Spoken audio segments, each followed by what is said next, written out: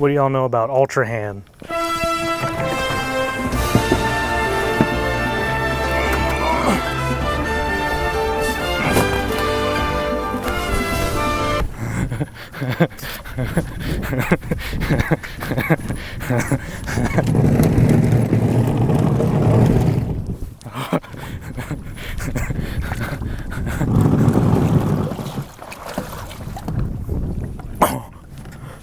It floats. It floats. Kinda. So Tears of the Kingdom is a really good game. So Tears of the Kingdom is really good. Breath of the Wild is one of my favorite games. And this one improves on that in pretty much every way. The main mechanics are more interesting. They added some fun new places to explore, and everyone just got hotter. Link got tatted, and Zelda cut her hair, and Ganondorf took his shirt off, and Rauru was gonna awaken the next generation of furries. Side note, Rauru is just the sound that my dog makes. Mr. Jones.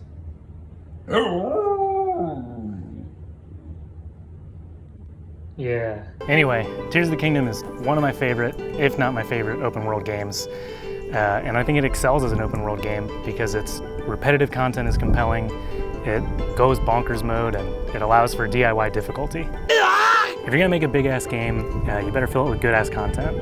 And I'm not just talking about the main quest or the side quests, I'm talking about the stuff that kind of falls into a cookie cutter format that's used to fill out the rest of the game. For example, Tears of the Kingdom has caves and shrines, and Far Cry has those enemy camps that you go Rambo on, and Elden Ring has mines and impulse, and Assassin's Creed has filler bullshit. Oftentimes this cookie cutter content can feel like fluff. I remember being excited about Skyrim's infinite randomly generated quests, and then being kind of disappointed when you realize that they're all just steal a ring, or kill someone in a crypt, or a third thing. But what if I told you that cookie cutter bullshit could be good? Minus the Koroks, I think Tears of the Kingdom's repetitive content is quite good. I really like the new caves that they added, and I have loved the 100 or so plus that I've explored so far. And even though they all kind of follow the same format, and they yield similar rewards, and they all have a frog at the end, they've all felt crafted and organic. Side note, the frog at the end is like the biggest reward in itself. I feel bad shooting it every time, but the way that it plops to the ground is the funniest thing in the world. Part of what makes Tears of the Kingdom fun after 100 hours is that you have the power of God. Not just in the way that you can one-shot enemies, but in the way that you can go buck wild. You're flying across the map, you're trick-shotting Lionels, you're Tingle. I think one way that open world games can stay entertaining is if they transform as you play them. What I mean by this is you don't just have the power to kill real good at the end of it, but the way that you play the game, or the way that you choose to play the game, is inherently different at the end of it. Personally, I think Tears of the Kingdom and Breath of the Wild are at their most fun in the early game, when you're underpowered and you have to use your resources wisely and you have to be creative. That's exciting. But I think where Tears of the Kingdom surpasses Breath of the Wild is that it goes super silly at the end of it. In Breath of the Wild, there's kind of this cap that you get to when you get really strong, and it's kind of not really challenging anymore. And Tears of the Kingdom fixes this because at the end of the game, you get Roombas. I think Morrowind versus Skyrim is a good example of Bonkers Mode. In Morrowind, I did a playthrough where I did a hand-to-hand guy who only punched, and it made the early game really exciting, but every enemy encounter was really challenging. But then by the end of the game, I was backhanding demons and leapfrogging across the map. It was totally broken, but it didn't feel cheap, it felt earned. The game stayed interesting because by the end of the game, I was playing a completely different game. Skyrim, on the other hand, jeez. Skyrim, on the other hand, does not go bonkers mode. You get a couple skills up to level 100 and the game's just like, all right, man, go steal another ring. What I like about Tears of the Kingdom and Morrowind is that both their early game and their late games are good, but both of their late games play completely differently than their first game, and they keep the whole playthrough exciting. P.S. The end game of Tears of the Kingdom, like the last intended dungeon and getting the Master Sword and the final boss sequence, is the most bonkers Zelda has ever been. Okay, DIY difficulty. What I mean by this is rules or play styles that you impose on yourself to keep the game interesting. In Tears of the Kingdom, you can occasionally use a rocket shield to just skip past a shrine easy greasy. And the developers knew this. They're not trying to hide that from you.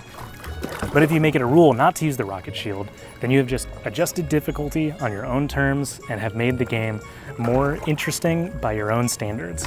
Figuring out how to do difficulty in an open world game is probably really tough for developers, because you can either have a fixed difficulty like an Elden Ring, or you can have a couple different difficulties, or you can have a difficulty slider that players can adjust, or you can have difficulty scale with your level, or some combo of the three. A gripe that I had with Oblivion was after you go into Oblivion for the first time and there's a wild spike in difficulty.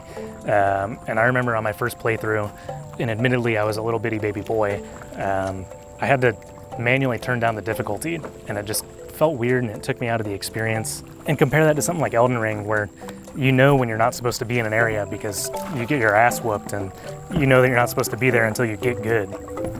As far as scaling difficulty goes, I like how difficulty in Tears of the Kingdom scales with your experience.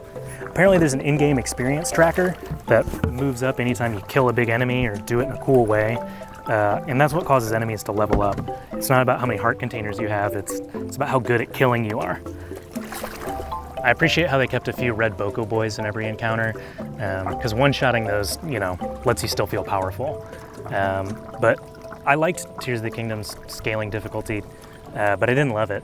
I still found that sometimes combat in the late game would get a little stale, and that's kind of the risk that you run of scaling difficulty, is if enemies get stronger as you do, then it can take away some of the satisfaction of the progression.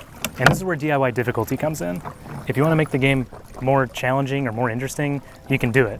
You can build a boxing ring, or you can get naked, or you can choose not to heal during combat. Similarly, my Morrowind playthrough was not a preset difficulty that I chose. It was just a rule that I made for myself that made the game more difficult, but it made it more exciting. And this isn't something that's unique to open world games. People got so good at Mario that they had to start playing it blindfolded. I just think that the sandbox nature of open world games, it makes it easier for players to find goofy yet more difficult ways to play the game. All right, conclusion. Tears of the Kingdom is a really good game, and it's a really good open world game because its repetitive content is compelling. It goes bonkers mode in the late game, and it aptly allows for DIY difficulty.